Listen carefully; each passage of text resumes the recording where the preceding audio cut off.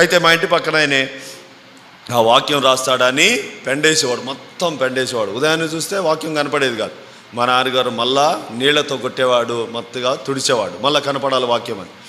మళ్ళీ ఇట్లా పోరాటం వాళ్ళకి మాకు జరుగుతూ ఉంది. చంపడానికి ఒకసారి గడ్డపార తీసుకొని వస్తే ఆయన కాళ్ళ మీదనే పడ్డది. అప్పుడు భయం వేసింది ఆయనకి. దాని తర్వాత ఆ వాక్యాన్ని రాయితోటి బాగా గీకేవాడు. రాయి తీస్తే మొత్తం పోయేది. మళ్ళీ మా నాన్న నిచ్చినేసుకొని మళ్ళీ పేరు రాసేవాడు. దాని తర్వాత కొన్ని దినాల తర్వాత నేను ఇంటికి వచ్చిన తర్వాత ఆయన వైట్ షర్టు వైట్ ప్యాంట్ వేసుకొని బ్యాగ్ తగిలించుకొని ఉన్నాడు. ఉంటే నేను అనుకున్నా మా నాన్నగారు బ్యాగు ఉతికేసి ఆరేస్తే వాళ్ళ ఇంట్లో పడితే వాడు తీసుకున్నాడేమో అనుకున్నాను. ఎంత డేరుగా మా బ్యాగ్ తీసుకున్నాడు అని ఆయన దగ్గరికి వెళ్ళాను. వెళ్ళిన తర్వాత ఎవరు వస్తుండే కదా, ఆయన దగ్గరికి వెళ్ళి మా నాన్న బ్యాగ్ తీసుకున్నాడంటే మీ నాన్న కలరే సేమ్, నాకు కూడా ఉండాలని నేను తీసుకున్నా అన్నాడు. చూడు ఏముందో లోపల అని అన్నాడు.